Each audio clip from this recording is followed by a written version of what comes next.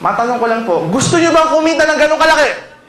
I was traveling to Hong Kong, China, Singapore, Indonesia, Malaysia, Australia, Dubai, and Abu Dhabi for business and pleasure. Gusto nyo rin po bang makarating sa maraming mga bansa? Yes! Ang ginawa po namin, simple lang.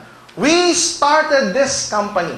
Lahat ng magaganda, pinagsama-sama namin. Lahat ng pangit, inalis namin. Ang goal namin is very, very simple. Yung kinita namin, lampasan nyo pa. Ang tanong ko lang, payag ho ba kayo ron? Yes. Payag ka bang umikot sa buong mundo at kumita ng limpak-limpak? Yes. Well, you need to listen carefully. Some of you nandito, sabi nga nila, physically present but mentally absent. Sabi ni Chris, buksan mo na yung isipan mo para shoot. Diba? Pero nandito ka nga, yung iba naman, kung ano-ano iniisip. Inisip mo ba yung utang? Huwag mo isipin niya utang, di mo mababayaran yan. Isipin mo payments. Mababayaran mo yan. So, simple lang po. Sa tinuturo naming negosyo, pwede kang kumita ng limpak-limpak. Pero wag mo muna husgahan. Baka may makita kang produkto, magbibenta ako. There's a professional way of doing the business. Ano po ba yung konsepto ng negosyo? Ma-share ko lang po kung bakit magandang-maganda yung negosyo natin. Our business is basically about leverage. Ano po ba yung leverage? Ito yung uri ng negosyo na hindi ka na nagtatrabaho, kumikita pa rin. Maganda o magandang-maganda? Ito yung uri ng negosyo, the leverage business. Nakikipag-date ka na sa misis mo, kasama yung anak mo, may kita ka pa rin. Maganda ho ba yun? Ito yung uri ng negosyo, natutulog ka na, may kita ka pa rin. Gusto niyo ba nun? Ito yung uri ng negosyong ayaw mo na ng kita, aba, may kita pa rin. Maganda o magandang-maganda? Willing ka nang makinig? Pakinggan mo. The name of our company is called AIM Global, Alliance in Motion Global Incorporated. We started March 18, 2006. Magto 2 years na po kami next year, 2008. Kaya po may nakalagay na global dyan, palabas. Nagsimula sa Pilipinas, papunta sa iba't ibang mga bansa. We partnered with Nature's Way. Sino po ang Nature's Way? Nature's Way is $1 billion a year company. Ganyan sila kasikat. They are basically spending $25 million per year just on research and development.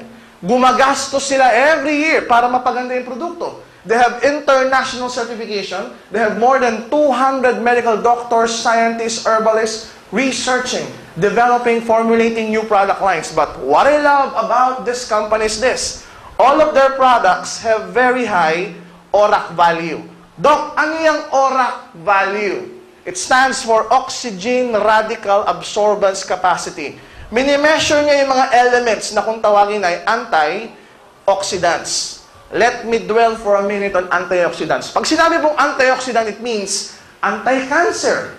Taas ang kamay ng gustong magkaroon ng cancer. Mabuti naman, naintindihan nyo. When you say antioxidant, it also means anti-aging. Ayan, madali na ipaliwanag. Dok, ano ibig sabihin anti-aging? Simple lang. Pag ininom mo yung produkto natin, lahat tayo magiging sanggol. Oo. Di ba yung matatanda, ano nangyayari? Nakakalbo, nawawala ng ipin. Hindi parang sanggol. Hindi, biro lang ho. When you say anti-aging, it means pinapabagal yung proseso ng pag-edad. Tama po ba? Dok, bakit mo gustong pabagalin yung proseso ng pag-edad? Kayo na sumagot. Pag matanda, lagi may sakit o wala? Lagi. Ay, matanda may diabetes. Ay, matanda may arthritis. Ay, may high blood. Ay, may bukol. Ay, baka cancer. Ay, malapit nang kunin ni Lord. Kaya pag tinanong ka, tita, matanda ka na ba? Hindi, matured lang. Ayaw na umamin. When you say antioxidant, it also means anti-cholesterol, anti-diabetes, anti-hypertension, anti-arthritis, anti-stress. Lahat na ng anti na maganda sa katawan can be provided by antioxidant. Maliwanag po ba? Why do we need antioxidant? Because we are exposed to this element called free radicals. Doc, ano naman yung free radicals? Na-explain mo na yung antioxidant eh. Free radicals, according to thousands and thousands of research, lahat ng sakit sa buong mundo, mula sa simpleng ubot-sipon hanggang sa pinakamalalang cancer at AIDS ang may kasalanan, free radicals. Eh Doc, nasaan yan?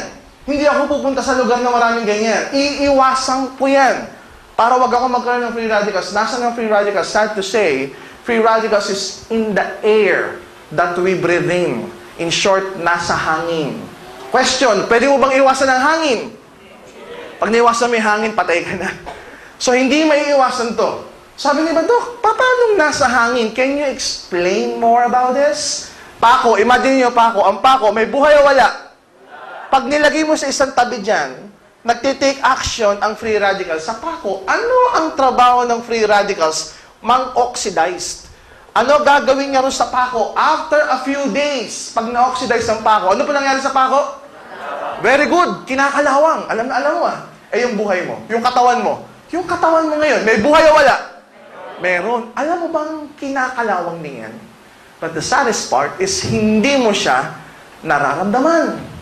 Dok, meron bang ganun? Ibig mo sabihin, nagkakasakit na ako nang hindi ko pa nararamdaman? True.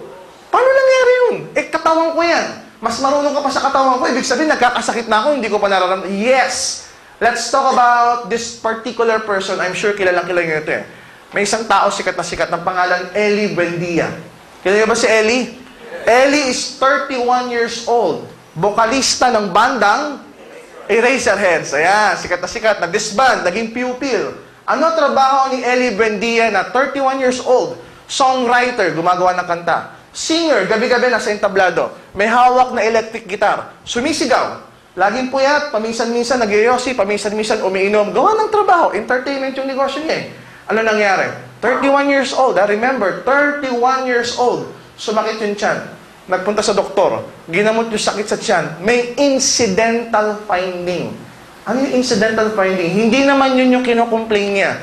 Napakinggan lang yung tibok ng puso. Kakaiba. Ano ginawa? In-ECG. Alam niyo po ba ECG? Abnormal yung lumabas. Nirefer sa cardiologist.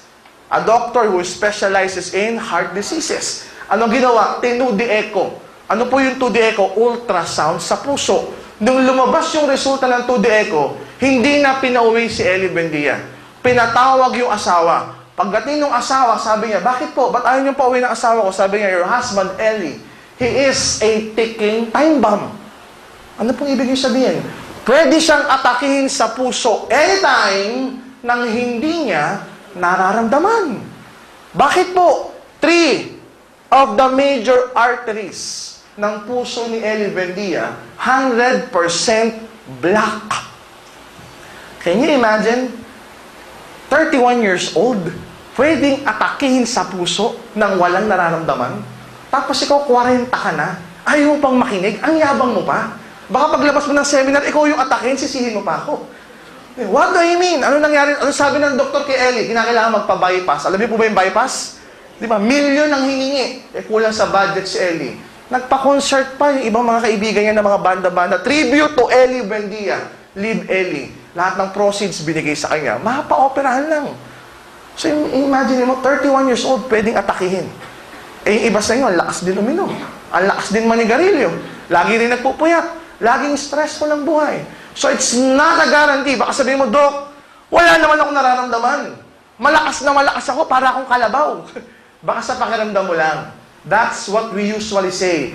Pakiramdam mo lang, malakas ka. But deep within the cellular level, baka may sakit ka na, pero wala ka pang nararamdaman. Nagigets yun na po ba? Yes. Let's talk about cancer. Ayan, mas marami kayo ngayon. Cancer, pag ang pinag-usapan, the big C, cancer. Ano po ba yung mas maraming kwentuhan na lagi mong naririnig about cancer? Yung ganito ba? Naku, si Kumari nagpa-check up.